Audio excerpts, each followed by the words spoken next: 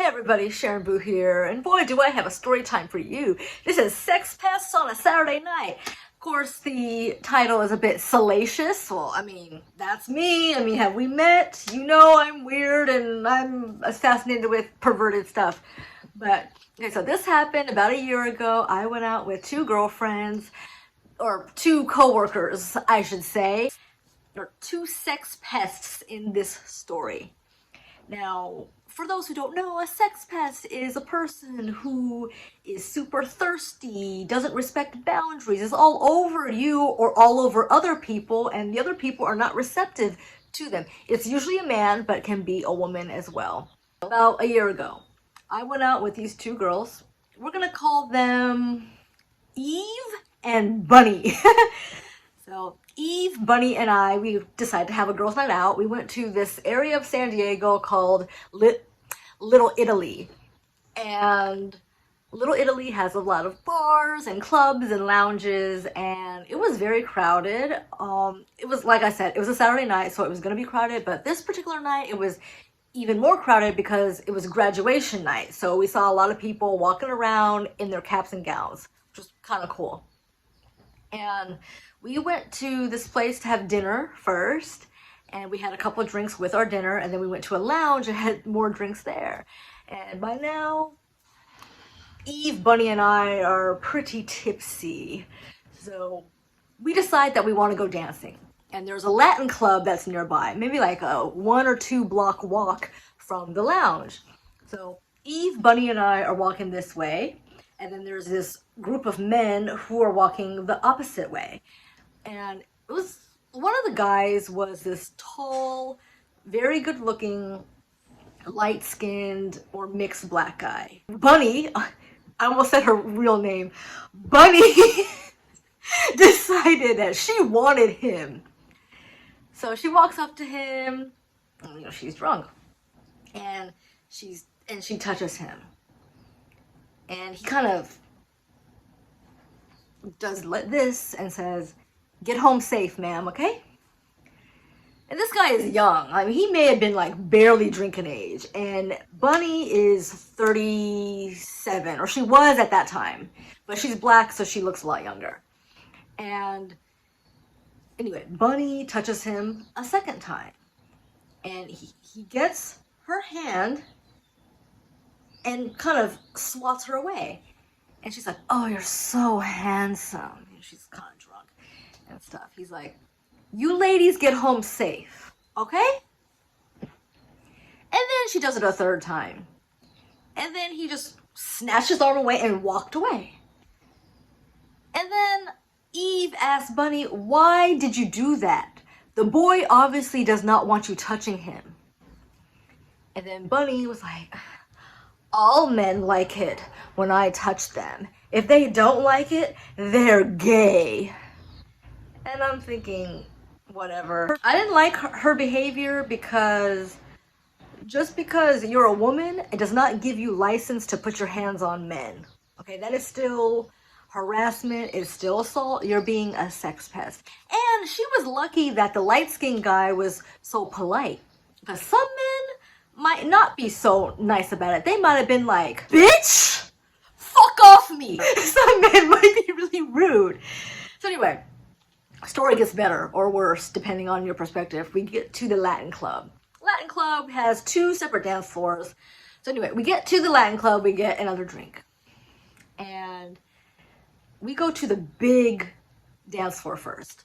The big dance floor, the music was okay, but the big dance floor had a lot of couples. And that's a good thing because if there's a lot of couples, that usually means less creeps. So we're on the dance floor, we're dancing. It's not really my cup of tea, but Eve likes that type of music. She likes to dance to bachata and Latin music. She's from Nicaragua. So that's more her thing. But yeah, I got tired because the music is like really fast and I wasn't wearing the best shoes for this type of club. So anyway, my stamina was pretty low. And then after about an hour, it's like 1 a.m., right? So we go to the other dance floor. The other dance floor is a lot smaller. the music is better. But the other dance floor has a bunch of dudes. But we're like, okay, well, we're only going to be here for a little while longer, so let's just check it out. Then we get to this next dance floor, and I see somebody that I recognize. It was a man that used to work with us.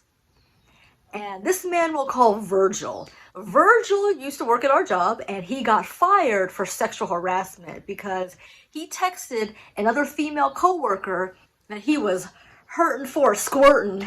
And now we see this person at the club. And when I saw him, I made a beeline for the bathroom. You know, like, oh no, I don't want to see this fool. But eventually I couldn't, eventually I had to come out of the bathroom. I couldn't stay in the bathroom forever.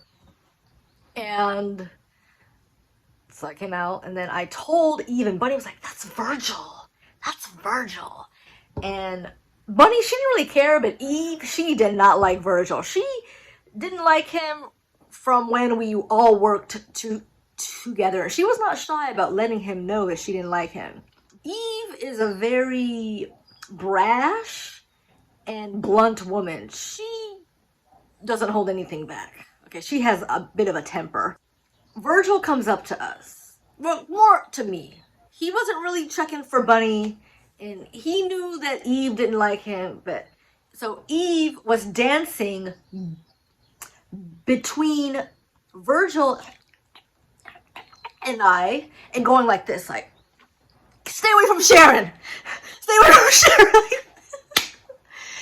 And then he goes around Eve and tries to talk to me. And I just kind of, swat him away like he's a gnat. And then he goes up to Eve and he's like, you know me. And then Eve is just kind of, so we're just ignoring him. We know who this dude is, but we're pretending like we don't. And like anybody, Virgil doesn't take to this well. He does not take well to being snubbed. So he goes back to his group of friends because he was there with a couple of guys. And then, so Bunny, Eve, and I are still on the dance floor and we're dancing. But again, my feet get tired. So I go and sit down at a high top table that's right next to that dance floor. And then Virgil comes and sees this as an opportunity to talk to me. And Eve, she came to sit with me at the high top table as well. And Virgil, he comes up and he starts trying to talk to me again. And then he puts his hand right here. And I shoo him away and said, don't touch me. And then he tries to talk to Eve. And Eve is like, get the fuck away from us before I punch you in the throat. Then I noticed that the security is getting closer to us. The security notices some sort of kerfuffle about to happen, but this man, this other club goer, comes up to the table and puts his drinks down and then goes up to a Virgil and is like, hey man, leave them alone. We thank the dude. So I said, oh, thank you.